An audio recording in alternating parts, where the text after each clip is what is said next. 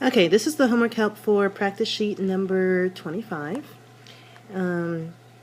So this is, let's see, number 1. Which number is in the tens place? Okay, so that would be 0. 0 is in the tens place. Okay, number 2. Is 4.966 closer to 4.96 or 4.97? And it is closer to 4.97 because, as you can see, if you round up this 6, it's going to make that a 7. So it's closer to 4.97. Okay, add 423.70 plus $19.01. Okay. Okay, so when you add those two numbers up, you get 442.71 cents. Okay, number 4 is what number is in the hundredths place?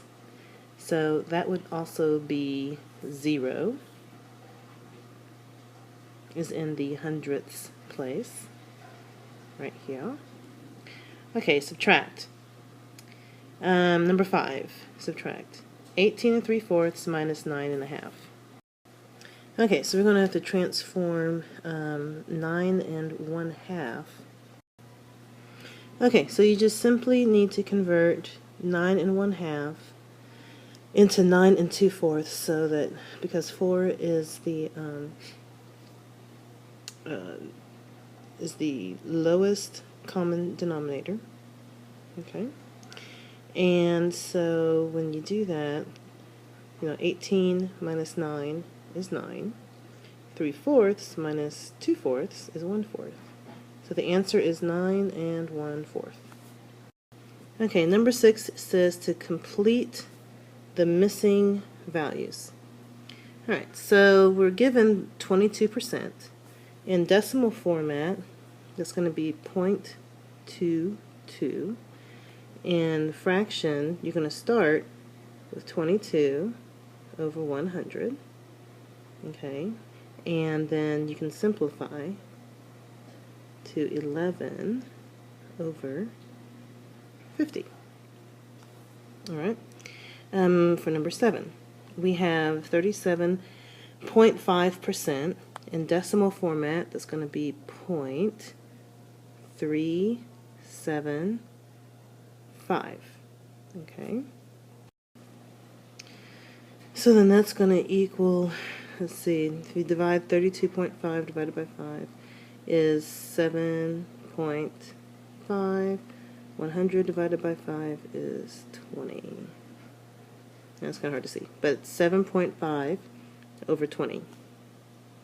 And to make that be a clean fraction, you can just make it 75 over 200. Okay, so then we can break that down even further. And then that's going to equal 3 over 8, because 75 divided by 25 is 3. 200 divided by 25 is 8. Alright, number 8. Simplify 198 divided by, or over, 216. Okay, so 198 divided by 2 is 99. 216 divided by 2 is 108. Then 99 divided by 9 is 11. 108 divided by 9 is 12. So you're going to end up with 11 over 12. Alrighty, number 9. Add 5/7 plus 4 over 6. Okay, so we are going to make these improper fractions. The lowest common denominator for 7 and 6 is 42. So 7 times 6 is 42. 6 times 5 is 30. Okay. 6 times 7 is 42. 4 times 7 is 28. So when we add this together, we get 3 and 58 over 42. So then when we simplify, we get 4 and 8 over 21. Okay, number 10, subtract. 10 and 1/8 minus 4 and 5/6. Okay, so we're going to have to do a little bit of math tricks here in order to get this to subtract correctly. Okay, this 10 and 1, well, first we have to find the lowest common denominator of 8 and 6, which is 24. Okay, so after we've done that, we know we're going to have to convert 10 and 1/8 somehow. So what I did the first time is I put this as 10 and 3 over 24.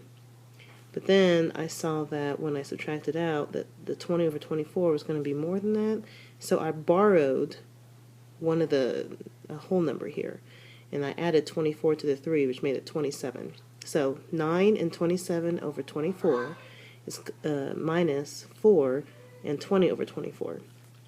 And that gives us 3, because 9 minus 4 is 3. 27 minus 20 is 7. So 3 and 7 over 24. Okay, 11 says to complete the statement, a quadrilateral with 4 congruent sides and 4 right angles is called a square. Oops. Square. Okay, 12, complete the statement.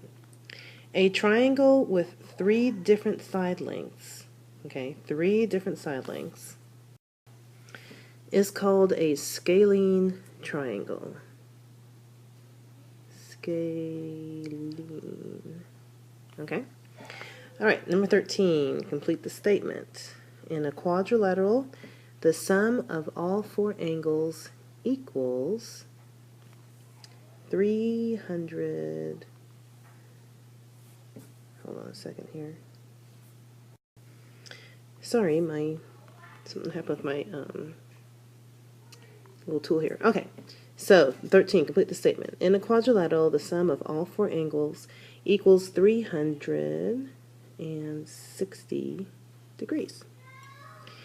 Okay, number 14. In triangle ABC, angle A is 20.5 degrees and angle B is 31.6 degrees. What is the measure of angle C? Okay, so what you're going to do is you're going to add 20.5 plus 31.6.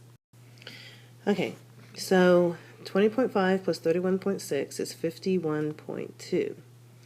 Then you take 180, because the sum of all the angles in a triangle is 180 degrees, minus 51.2, and that's going to give you 128.8 degrees. Okay, 15.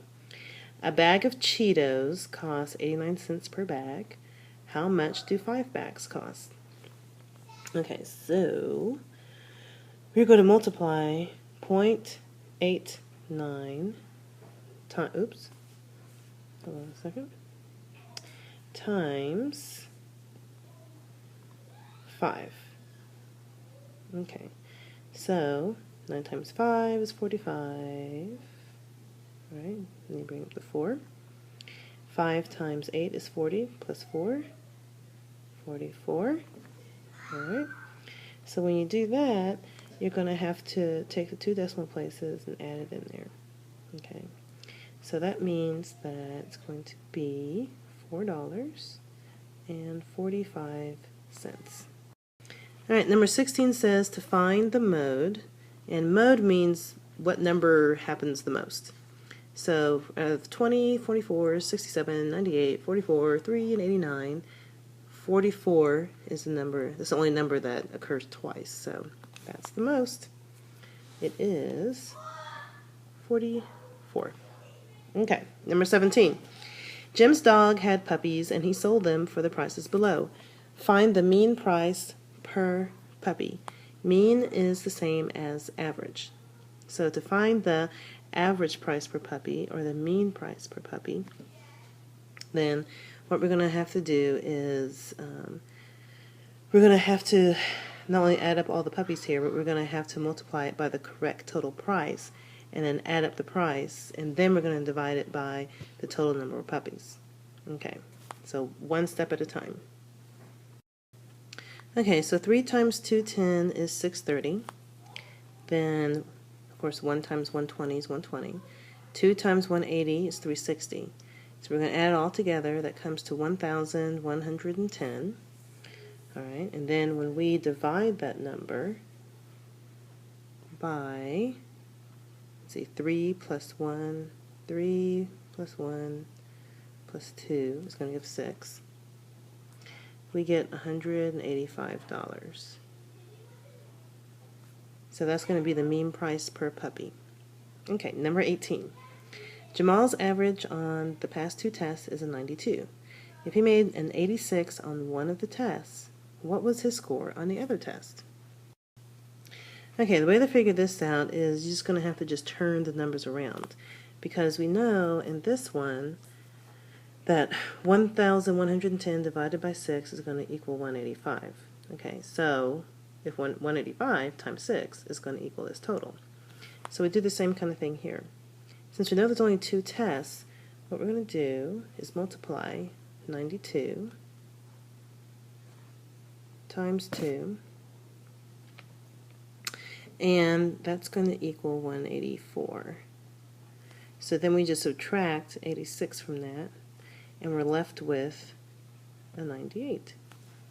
All right. Number 19 is to find the range. So the way that you find the range is you find take the biggest number and subtract the smallest number. So in this series of number, the biggest number is 91, and the smallest number is 13. So when we take 91 and then we subtract it from 13, we get 78. So it's 78. All right. Number 20, last one here. Kay's math test scores were 70, 88, 70, 78, 94, 70, and 98. Is the median or the mode a better measure of central tendency for this data? Okay, so to find the median, you got to line all the numbers up in numerical order. Okay, so when we do that, it's 70, 70, 70, then 78, 88, 94, and 98. Okay. To find the median, we just find the middle number. So there's 3 numbers on this side, 3 numbers on this side. So the median number is 78. The mode, as I said before, is the number that just happens to pop up the most. So in this case, it's going to be 70. Now looking at this range of data, 78 is definitely a better measure of the central tendency for this particular set of data. So I would say that the 78 better represents this data than 70 does. 78. All right, so that is it.